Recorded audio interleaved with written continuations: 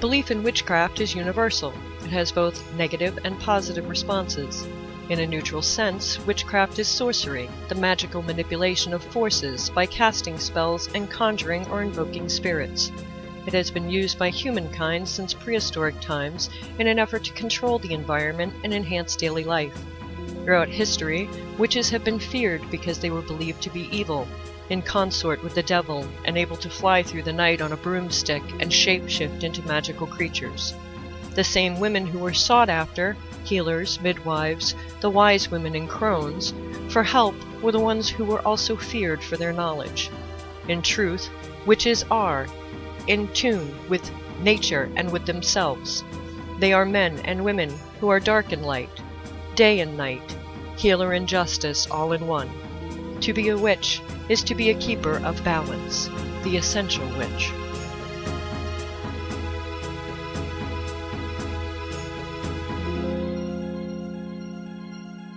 Good evening, everyone, and welcome to The Essential Witch. I am your host, Ravenwings, and tonight I'm going to get to talk to you about fairy magic. We were supposed to do this a couple of weeks ago. I had a few little issues. So this week we get to actually talk about fairy magic. So I wanted to start off with a few fun facts and questions and answers about fae and fairies. Basically, anybody who has ever wanted to study them, the first question is, what are fairies? A fairy is considered a small race of magical beings. They're small magical beings. They're usually invisible to most of us, but many mortals do have the gift to see them. Fairies have many human qualities. They may have skills and talents. They even have friends and family. They have love, and they also have desires. So they're very similar to us. Where do they live? They live all over the world. They like to live where there is little human activity, however, like parks or forests. Yes, fairies are very tricksterous. They have their moments, yes. Some fairies do live underground, in hills or mounds, in rocks.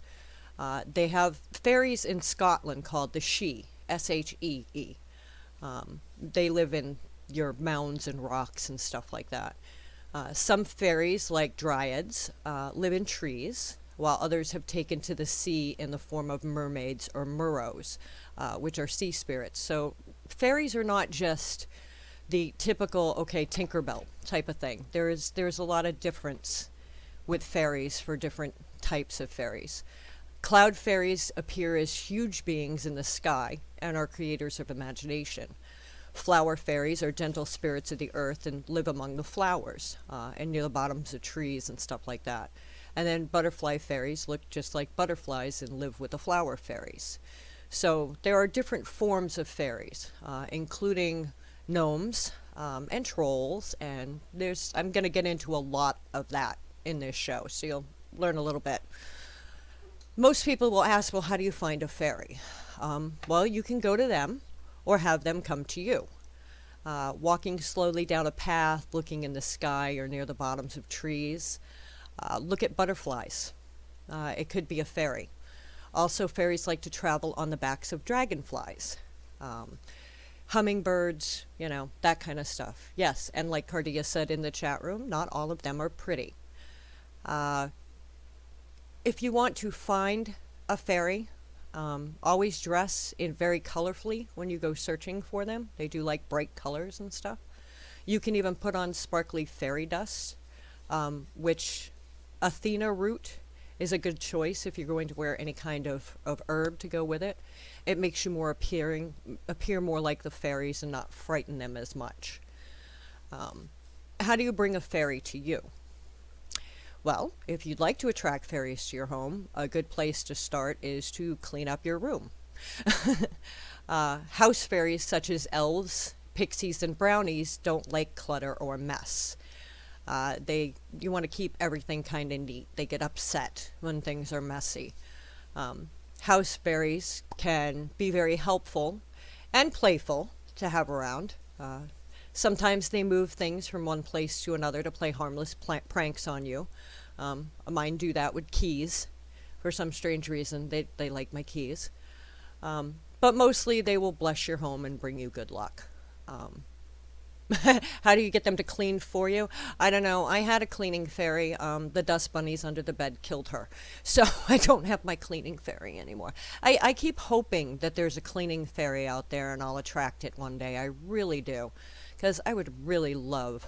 Yeah, see, and Bernie says, still asking after 20 years. Yes, I have fairies in the home, but they don't really talk to me. And I've never seen them. I just know they're there. I know they're there mostly because the cat knows that they're there. So, when you see your cat chasing things in the air and meowing at the ceiling, yeah, 10 chances to 1 you've got a fairy in your house. Or if things disappear and then reappear in the same place you already looked for them twice, yeah, you've probably got a fairy in your house. They do like shiny things and stones, and cream. Lots and lots of cream. So, yeah, they do like cream and honey. Honey's another good thing, too. If you'd like to entice a fairy friend into your garden, if you have a garden, you can plant some of their favorite flowers and greenery. They love foxgloves because they use that to make clothing. Bellflowers, such as lilies of the field, can be used as hats. Rosemary, heartseed, forget-me-nots are some of the other favorites. Yes, they do like wine too, and I am a wine drinker. So Bernie mentioned that in the chat room. She said, I'm not a wine drinker, but was told they like wine. Yeah, they like wine too. Yeah, and those are the ones that you find that are the most trickiest. Those are the wine drinkers. Another thing you can do is plant tulip blooms. I can speak, really, I can. As a bed for their babies, and ferns to use as blankets to keep them warm at night. Hummingbird feeders can actually entice fairies to frequent your yard, since they use these birds to fly from place to place, because not all fairies have wings. They cannot fly by themselves. You can build fairy houses to welcome your fairies into your garden. Use bright and beautiful things as building materials to lure your fairy friends in. Twigs, stones, acorns, leaves, and other things that can be found in nature make a lovely fairy house that any fairy would be proud of. Yeah, pretty much so, any flowers. They love all flowers, so you can also put crystals out, especially near if you're going to build them a home. Put crystals near the house or very bright, colorful rocks. Let's see. What do fairies eat? We were just talking about that. Fairies like natural foods. Nothing artificial or junky. So if you're going to leave them out any kind of honey, make sure that you actually leave out real honey because they don't like fake stuff. Let's see. Pixie pears and mallow fruits are among their favorites. They especially love sweet morsels, and they also are fond of foods made with spices like saffron. Fairies also have been found very fond of honey cakes, honeyed milk, plain milk, sweet butter. You can place a bowl of these tasty little morsels just outside your kitchen. They won't be able to resist the treats. Don't be fooled into thinking that they didn't have a feast if the food doesn't look untouched. The fairies may have taken nutrients from the food's essence instead of just actually the food. So there are different kinds of fairies, which I was explaining about a little bit in the beginning. Butterfly fairies. I'm going to start with these because these are kind of cool. These are known as the moss people for their experts in hiding in mossy, dark areas. Butterfly fairies come from Switzerland, Germany, Africa, and from the islands. These delicate, slender spirits have beautifully colorful wings. They're like butterfly wings that emanate from their body. They're very shy, and human sightings of them are rare indeed. They avoid human contact as much as possible, for they don't trust us. We've done some horrible things to this planet, and they just don't trust us. If a butterfly fairy befriends you, she or he will prove to be a true friend for you for life by always bringing good luck to you. If you should see a butterfly fairy, do not make any sudden movements. You want to let them know you want to be friends and you mean them no harm. Remember, it's very important for us to protect the disappearing forests, which are their favorite homes of these very special creatures. Which is why a lot of fairies won't deal with humans because they just don't trust us. Cloud fairies emerge as large formations in masses of clouds. They look like long humans. The cloud fairy can help you with your imagination and creation of the arts. They themselves are master sculptors, making wonderful images out of air and water. To call a cloud fairy to you, it is best to summon one around sunset or sunrise, for they use the elements of both in order to create beauty. You can call them to you when you're about to make any form of art. If your mind and your heart are open to hearing them, they will help you. Dryads, which are also known as tree spirits, tree ladies, druidesses, sidreos, they have like tons of different names for these. These fairies live all over the world, but they do originate from Celtic countries. Even though they live in the protection of trees, their element is air. Their favorite time of the month is at the full moon. They are excellent musicians and will often play their strange, magical musical instruments while they dance, sing, and laugh under the light of the moon. They will not harm you if you follow their music, but it may cause you to spend too much time in fairyland. These spirits are only female. They are usually seen as wisps of light. The Dryads are very playful and do like to tease, but if they befriend you, they will help you get in touch with your magical abilities and to contact your divine energy. To find them, it's best to go to a grove of sacred trees. You may find this beautiful spirit in a willow, an oak, an ash, a thorn, rowans, birch, or elder trees. That's where these like to spend most of their time. Earth fairies. Earth fairies are very small. They stand about a foot to 18 inches tall. They're often golden brown or dark green. Sometimes they come into view as bear-type creatures. Earth fairies live in communities that are very friendly. These spirits work very hard dealing with the well-being of all creatures, humans and fairies alike. Even though the earth fairies love mortals very much, they often lose their patience with the humans for their foolishness and careless treatment of Mother Earth. Earth fairies love colorful rocks in their natural state, so like not painted rocks, but actually colorful rocks. They will also cut stones to show you like the inner beauty. So if you find stones, split in half type of thing, that could be an earth fairy. When we call them into our circle, they can help you plant your feet firmly into the ground, and like the stones, they help you find inner beauty that you might hold inside of you and not see. Okay, I had a question in the chat room. That's what I was trying to read. Bear with me, guys. It said, from Bernie, I just made my girlfriend some cement stone doors pavement rounds out of flowers for her garden. Yeah, those are nice. Went to the post office day of spring, and had a monarch butterfly run right into me. That usually never happens. How will you know if they befriend you? It's more of a feeling for me. I've never seen mine. I know they're there. I just know they're there. They are very tricky, and they love playing with animals. So dogs, cats, whatever, they will play with them. And you're looking at your animal like it's crazy because it's chasing something that isn't there. So yeah, I mean, I know as long as I keep certain plants around, they're happy. I want to do a garden in the worst way, so that I could attract some more to me. But yeah, I just, it's a feeling for me. I have people who have seen them, have an active house, 2 dogs and a cat. So yep, oh yeah. And Stevie made it in. Hello, Stevie.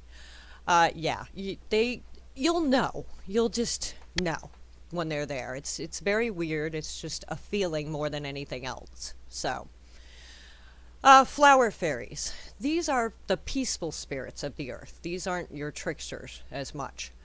These wee folk are very passionate people. They are in love with natural beauty and luxury, and love nothing more than just to array themselves with beautiful flowers and things of nature. They are whimsical, willful, and beautiful. They befriend the kind of heart, but will stay away from those who are greedy and selfish. They love wine and sweets. You can leave it at a place where wildflowers grow. Any gentle act of kindness helps encourage these fairies to make a blessing. So if you're kind, you will be blessed by one of these fairies. So that's just like a few of the fairies. If you actually study fairy magic itself, it will go into gnomes and all kinds of other stuff. This is just like a starter type of course. I want to get into some of what fairy magic is, or Fae Magick.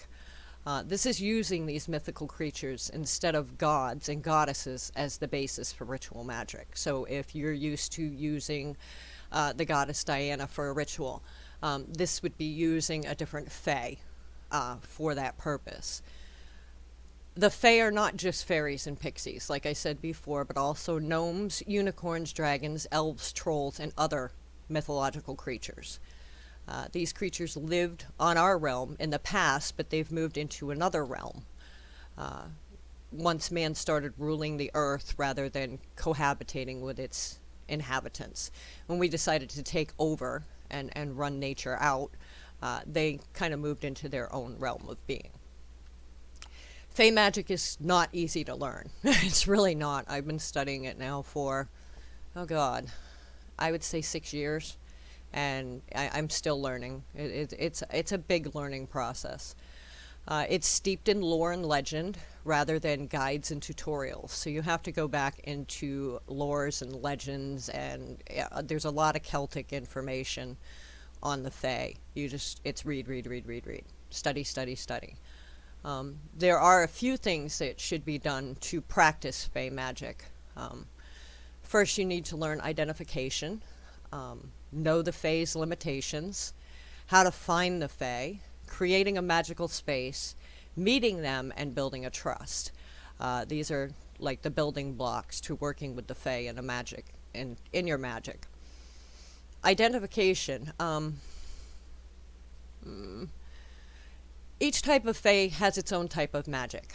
So identifying which type of Fae magic is suitable is the first step of practicing Fae magic. Pixies are great with glamours. Trolls are good for guarding, and leprechauns are really good for money. So if you are going to work a money spell, you wouldn't want to use a pixie. You would want to call on a leprechaun. If you were going to use a protection spell, that's where your trolls would come in. So you have to kind of figure out which ones you would need, just like you would on some spells where you have to use a god or a goddess. You know, if you're doing an Egyptian spell and you need a goddess, you're not going to call on the goddess Diana. You'd want the goddess Isis. It's the same with Fae magic. You have to know what you're doing for magic and which one, that you should be working with. Bernie in the chat room says, I have to have potted flowers, etc. Not allowed to plant much in the ground due to wires from the house to the garage where renters. Doesn't mean one cannot attract fays because you can't plant. Just go vertical. Exactly. I mean, you can have plants all over your house. People who live in apartments, like I do, you can't, plant a garden as much as I would love to. I can't do that. So, they love plants in general. So any kind of plant. And you'd be amazed that even your fake plants, let's say you have allergies to plants and you can't have regular plants in your house, putting up the fake plants, even the cheap dollar store stuff, put together a really nice plant type thing, make a little house you can keep, in your house. Make a little fairy house with the fake flowers. And you'd be amazed. They're going to find that attractive just as well. You can still put out the honey or the cream or the wine, or in Stevie's case, Jim, Jack, or Crown, because she has the southern fairies. So, yeah, you still leave them the same type of thing. So, and it still works. Knowing your Fae's limitations. That's another thing. While each Fae is magical, they are not all powerful. Each Fae has limitations, and those limitations should be known to the practitioner. Finding the Fae, that's another, hard way to go too. While Fae magic can be worked anywhere, It is actually easier and more powerful if where the Fae realm meets our realm is found. So you need that thin veil between our realm and their realm. Traditionally, a fairy ring, which is a ring of mushrooms, can be found, but there are other ways to find the realms where the realms meet. Usually, they're found by a feeling of difference in an area. It usually feels more magical, and it is off the beaten path. So if you're taking a walk through the woods and you feel drawn off the path, follow it. Check it out, because that may be where that veil is. Taking a walk in the woods and leaving the trails and paths, basically. The Fae are hard to find, so don't be discouraged by it, because, they're not necessarily wanting to be found. They don't really care much for humans, most of them. So they're hiding. They have to make sure that they trust you first. You can create a magical space for your Fae. If magical areas can't be found, it can be created. Find or create an area of natural growth and cultivate it. Get to know the area. Fertilize it. Let it grow. Use the area for spell work and meditation. The more magic that is done in an area, the more likely the Fae will come.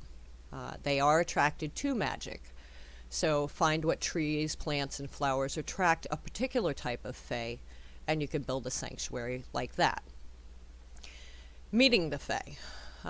Once you have the meeting area is found or created, and you prepare to meet the Fae, you want to bring offerings. Definitely bring offerings, because they like to be enticed. Sweets, crystals, other pretty and sparkly things. Knowing what a particular type of Fae likes makes it easier as well. So this is where all the studying comes in. You can meditate in that area, letting the Fae get used to your company. The Fae will come once they're comfortable. You can even visualize a gateway into the Fae realm and knock on the door. Then talk to them. Tell them what your purpose is behind why their presence is requested, and eventually they'll come to trust you. But it's something that you will have to work on. It's definitely, they don't just come and say, "Hey, I'm here." Question in the chat room. Okay, 20 years ago, speaking of Fae Magick, perhaps you can tell me why this one certain fairy kept nudging me to draw her till I had a figure of a fairy-like figure on paper. She wanted me to draw her, not the best drawer, but I drew her, and she said hi, and that's me. And stuck with me ever since. She's here and there most of the time, but she would nudge me, bug me to draw her. Isn't the feeling enough? See, you have one that trusts you. I have a gentleman that I have been working with for a couple of years now. He bought an older home. The lady who lived there had passed, and she had a beautiful garden. And when she passed, the house was on the market for a while. So the garden was overrun. And it was full of weeds and all kinds of weird stuff. And he bought the house, and he started cleaning it up. And he kept messaging me because he kept losing things like keys or, shiny things, or things would move. And he's like, "What is going on?" I'm like, "You have Fae, and they're playing with you." And the more he cleaned up the yard and the more the garden was fixed up, the more they started trusting him. So he has now, they actually play music for him. He'll hear music, he'll hear bells, he'll hear a harp. They leave him presents now instead of taking stuff. He'll come in and find pretty stones and flowers in the house that weren't in there before. It takes time to build up trust. When he first moved in there, they were a little hesitant and they were being tricksters because they didn't know. The lady who lived there before had a beautiful garden for them, and then she was gone, and they didn't understand why, they were losing their beautiful home. But once he started cleaning everything up and making it beautiful again, they were like, okay, so we can trust this guy. So yeah, he's got pictures of them and everything. It's really cool. And he's actually, they're on a speaking basis now. He talks to them, so I'm kind of jealous, but sorry guys, but it takes a woman's touch. Yeah, he's doing really well with it. So, but All right, when we come back, I'm going to talk a little bit about building trust because I'm going to do a little commercial break here. And then after that, I'll get into some of the misconceptions about fairy magic. So stay there, don't go anywhere. We will be right back. This is a message from Hawthorn at Magic in Your Living Room. The Etsy shop includes ritual programs and gorgeous altar cloths. We feature ready-to-use rituals for only $3 or less. You get step-by-step instructions, including a list of necessary items, how to set up the altar, and a complete program for all ritual activity. We also have beautiful altar cloths for all holidays. Magic in Your Living Room is located at Etsy at www.etsy.com/shop/magic in living room or at www.magicinyourlivingroom.com.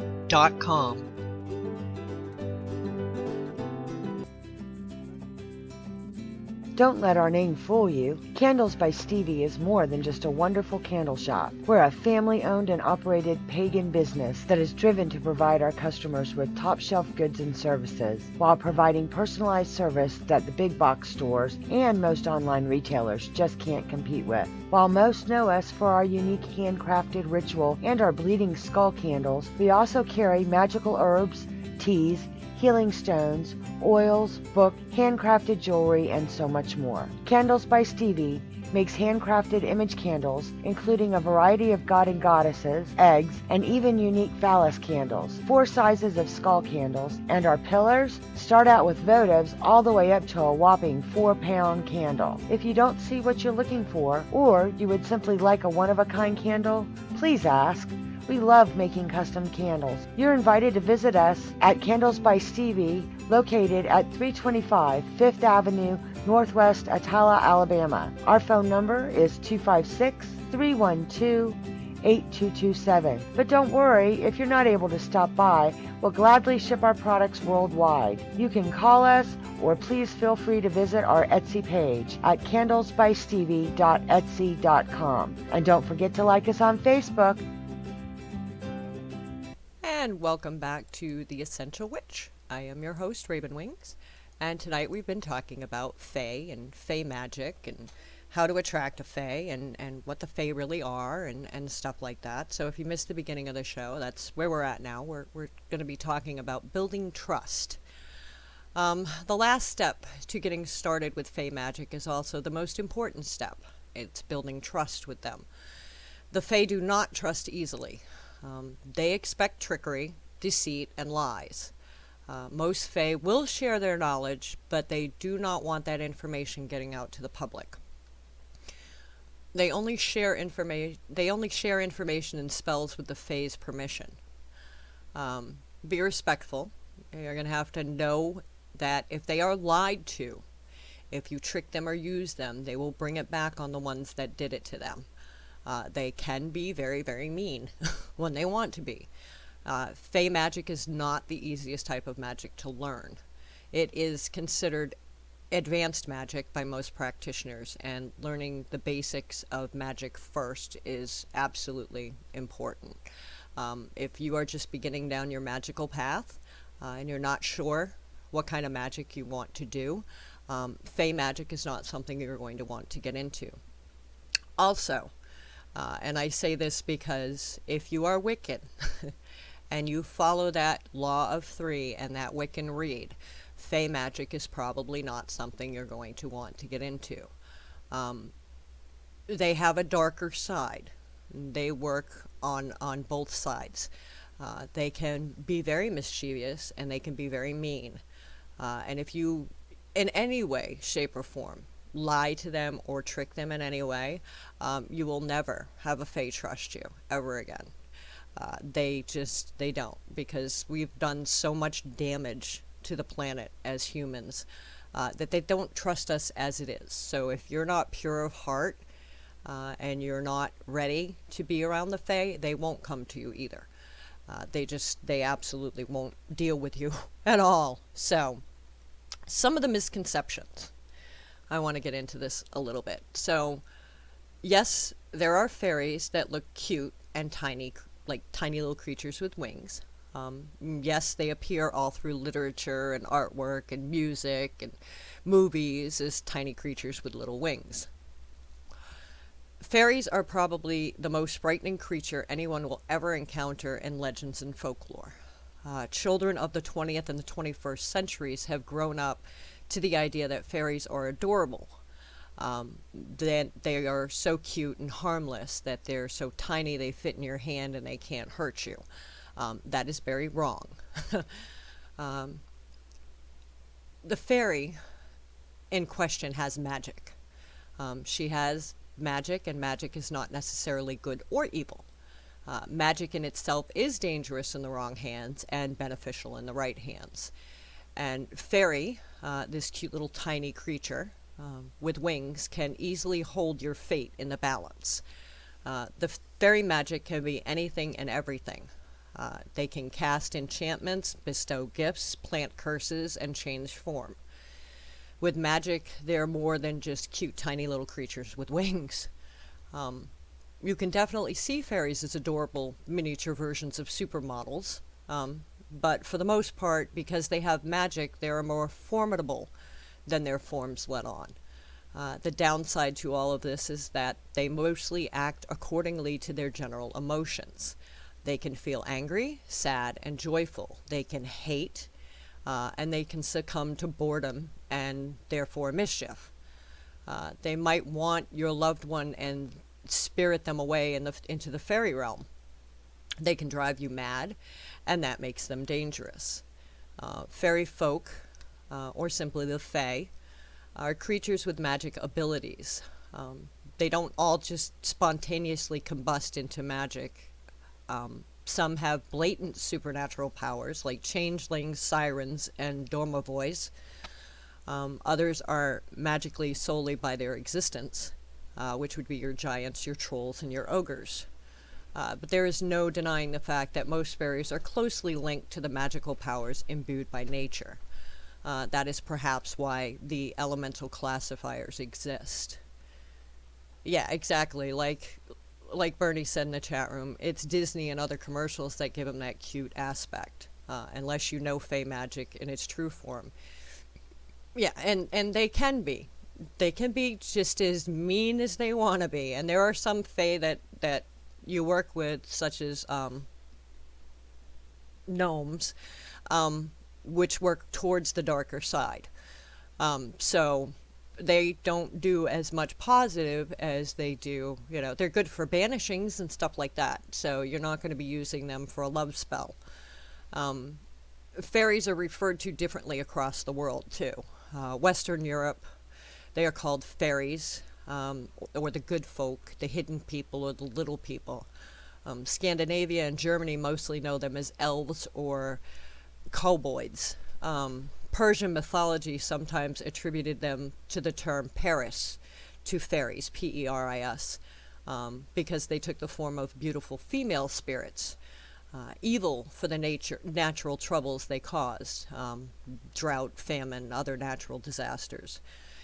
And kind for the guidance of souls towards paradise.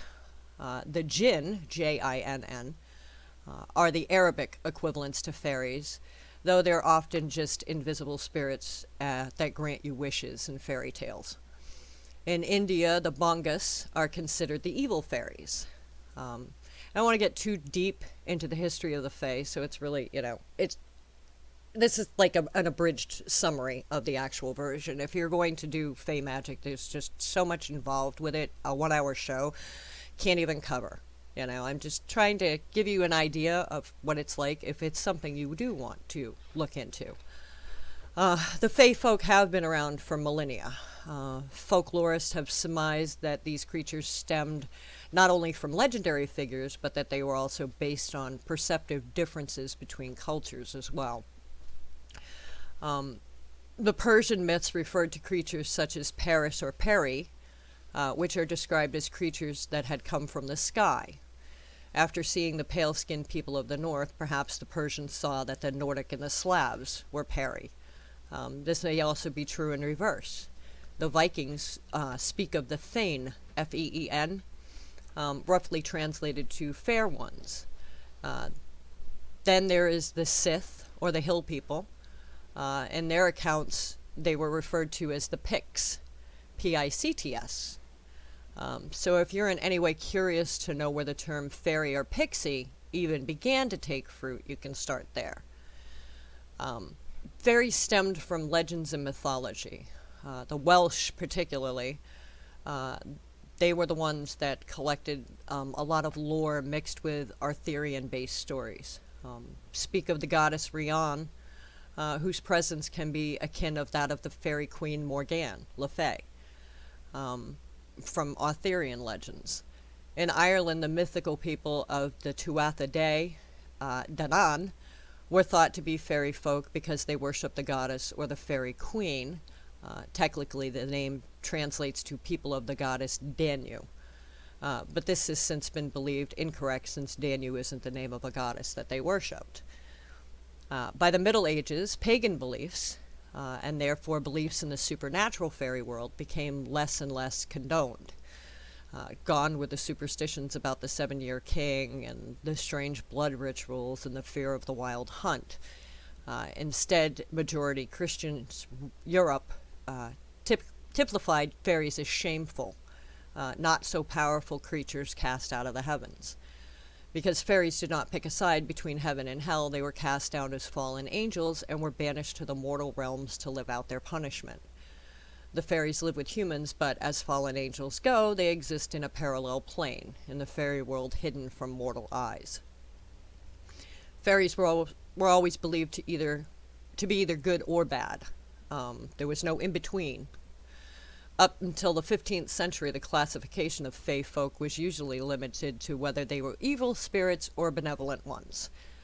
It wasn't until the good old 15th century when an alchemist, Paracelsus, I think that's how you pronounce his name, moved in to classify the fae folk into 4 categories. Your air fae are sylphs, earth fae are gnomes, fire are salamanders, and water are undies. The depictions of the cute tiny creatures with the wings were mostly created from the Victorian era until the present day. Older accounts would have seen fairies either human-like, more beautiful, and absolutely more deadly, of course. But Victorian literature and artwork have managed to change that. So Sir Arthur Conan Doyle had depicted fairies as the small pixies that they are now generally known to be.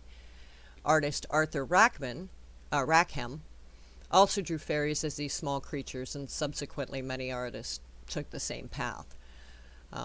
There are some trees and herbs that are also associated with magic. Hey, Onyx Moon just made it into the room. Yay!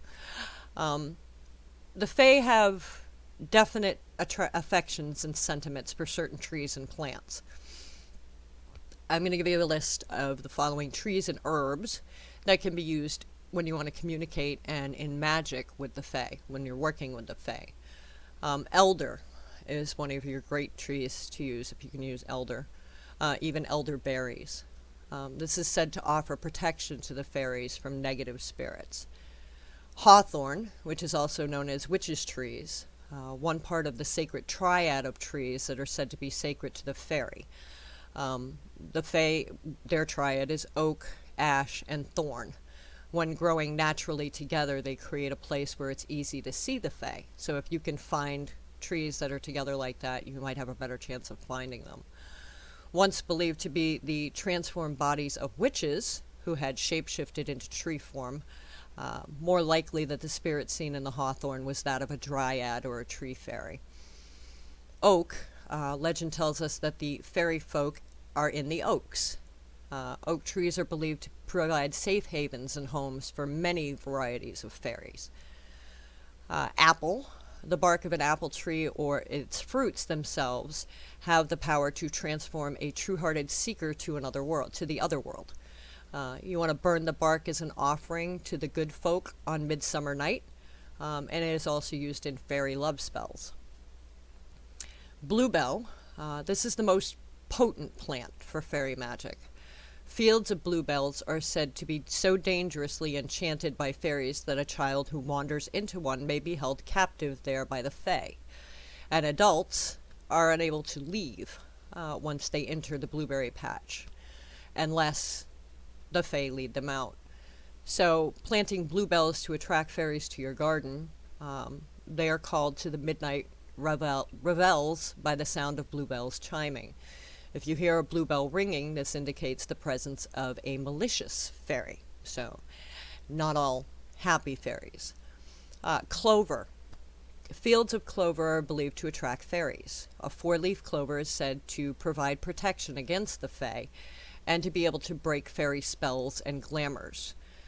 Wearing a four-leaf clover on your hat supposedly grants you the power to see invisible fairies, as does anointing yourself with an ointment made from a four-leaf clover or carrying a charm made of 7 grains of wheat and a four-leaf clover. Cowslip is another one. Cowslip blossoms are said to be loved by fairies who use them as umbrellas and to protect the plants. Daffodils. Oh, hang on.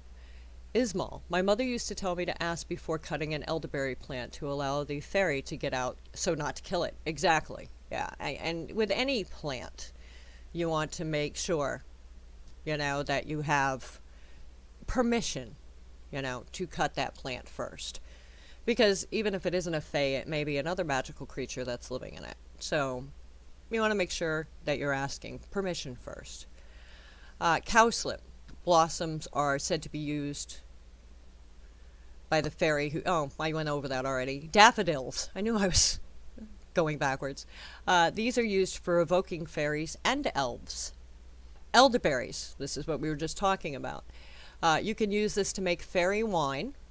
These berries can be burned on a fire to invite the good folk to gather, making a homemade brew of elderberry wine, and you are sure to have some thirsty visitors. And yes, I'll come knocking on your door. Let me know.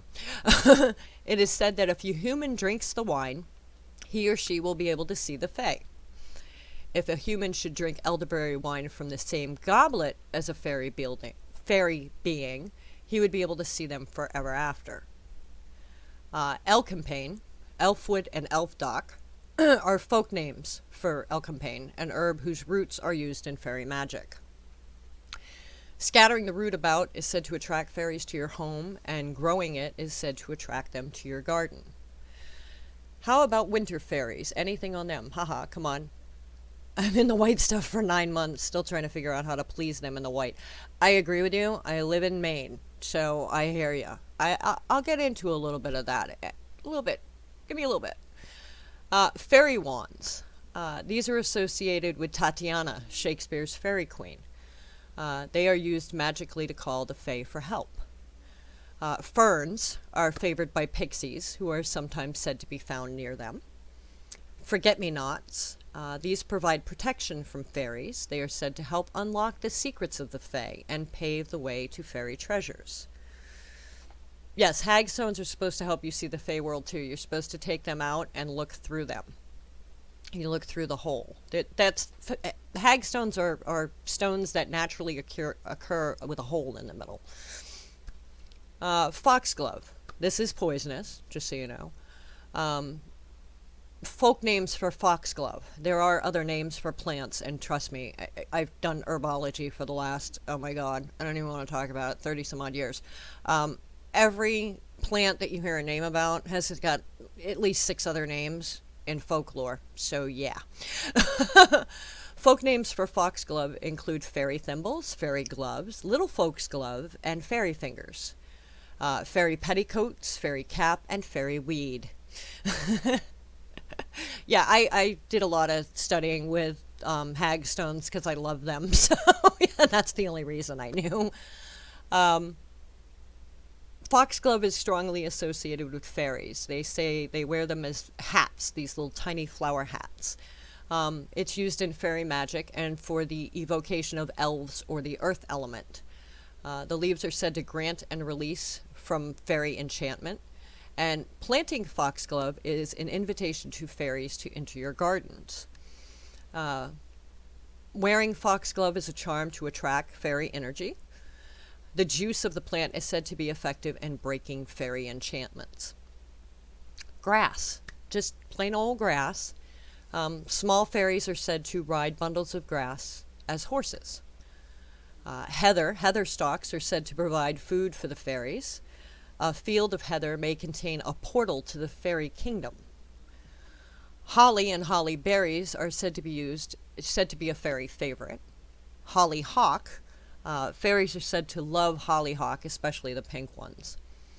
Lavender, elf leaf is another name for lavender, which is used in elfin magic. Lilac, the scent of lilac, is said to attract fairies to a garden. Mistletoe, adding mistletoe to a fairy spell on Midsummer Night's Eve makes the spell more powerful. Morning glory, these plant morning glories in your garden to keep away hostile fairies, especially the nocturnal ones, because your nighttime fairies tend to be a little more darker, I guess, is what I could say. As a good word for them. Mushrooms and toadstools, like we talked about before, the fairy rings with the mushrooms. Mushrooms and toadstools with knobbed caps are said to be used as stools and umbrellas for small fairies. Some of the folk names for different types of fungi respect the belief, like fairy club, elf cap, pixie hood, stuff like that. Dryad saddle, elf stool, all that kind of stuff. A circle of mushrooms on a lawn is called a fairy ring, a fairy circle, a fairy dance, or a fairy court. Fairy rings were believed to be places of dangerous enchantment that formed where fairies danced. It was also said that if you went out after dark, after midnight on a full moon, and you stood in one, that you could be transformed into the other world, and if they trusted you enough. Pansies. You want to plant pansies to attract fairies to your garden. Peach, especially in the south. Some consider peach to be a fairy fruit. Pears, Japanese pears were actually called fairy spires in the old language of flowers. Peony, these are a charm to bring dreams of the fairies. Primroses. Primroses were considered fairy flowers in Ireland and Wales, where they were believed to grant fairies the power of invisibility. Eating primrose is supposed to enable you to see fairies. Hanging a spray of primrose on your door is said to be an invitation to the Fae to enter your home and to draw a fairy blessing. Scattering primroses outside your door is said to keep fairies away by making a barrier that they cannot cross. Touching a fairy rock with a primrose posy that contains the right number of blossoms, they say 5, is said to open the way to fairyland and fairy gifts. You want to be cautious, though, for using a bouquet with the wrong number of flowers is said to bring certain doom. Use primroses for fairy magic. You can plant them in your garden to attract fairies to it. And be sure to take care of them, though, for allowing primroses to die is said to earn you the enemies of fairies. So they're very picky about their primroses. Roses, cultivate roses to attract fairies to your garden. Rose petals can be used in fairy magic, especially for love spells. Rosemary, of course, grow rosemary or place fresh sprigs about it to keep out the malicious fairies. Or you can burn dried rosemary as an incense to attract the fae. St. John's wort is said to offer protection from the fae and from fairy spells, because fae can cast their own little spells. So you want to be careful of that. But we are over time for my next commercial break, so I'm going to finish this off when we come back from this commercial break, so don't go anywhere, and talk a little bit more about the fae in general. So stay tuned. The Witch Candle Shop is nestled in the beautiful foothills of the Appalachian Mountains, where we make all of the unique handcrafted goods that are offered exclusively through our Etsy store. The Witch Candle Shop is proud to provide personalized service and supplies for the New Age and traditional practitioners of American witchcraft, conjure, southern root work, and other magical practices. While some shops may say no, we will gladly embrace the darker style of magic for our customers. The Witch Candle Shop, offering quality handcrafted products at reasonable prices. Check us out at our Etsy shop, which can be found at witchcandleshop.etsy.com. witchcandleshop.com. That's witchcandleshop.etsy.com.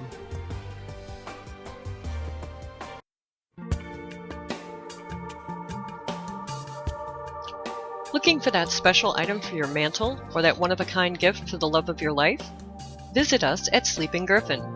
We offer many items from pyrography to metaphysical supplies. Choose one of our regular designs on a keepsake box, crystal grid, or even design your own. Need a little help with your practice? Choose from our selection of organic, hand-mixed binding salts. Come and see our Etsy shop at Sleeping Griffin or visit our website at sleepinggriffin.net, where spirituality and functionality come together.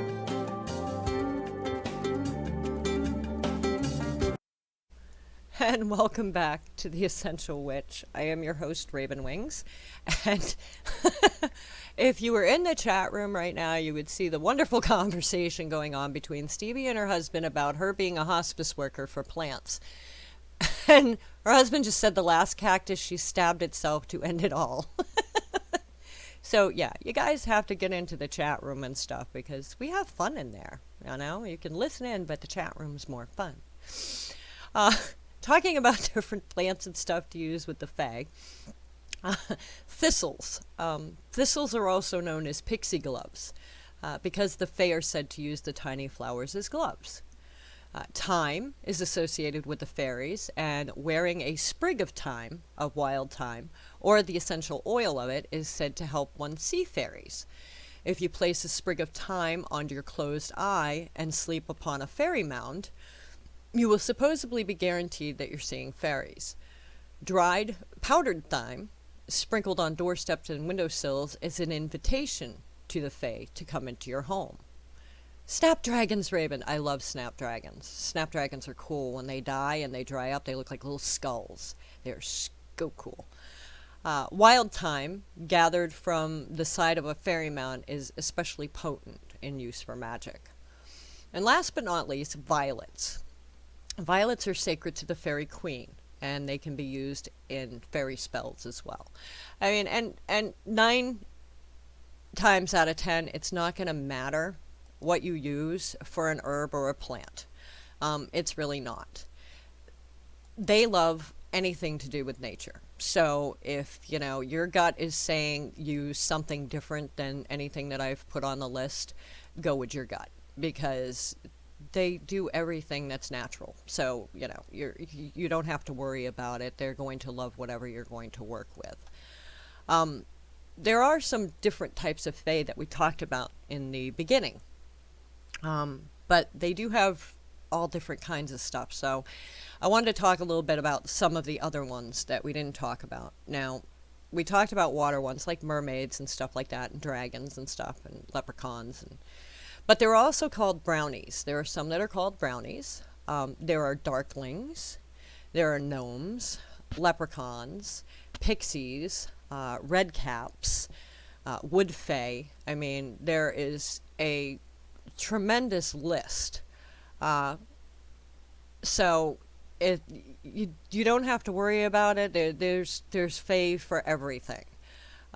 It's amazing how many faes. Yes, dragons are actually considered faes as well. All of your magical creatures, including unicorns, are considered part of Fae Magick. So yeah, I mean, it's hard to explain and go into the whole detail with that in like an hour show. That's why I was saying there's no way I could tell you everything in an hour. If Fae Magick is something that you're going to want to look into, it is a very long and tedious process. You have to do a lot of reading, a lot. And you have to read the lore as well as anything else you can find.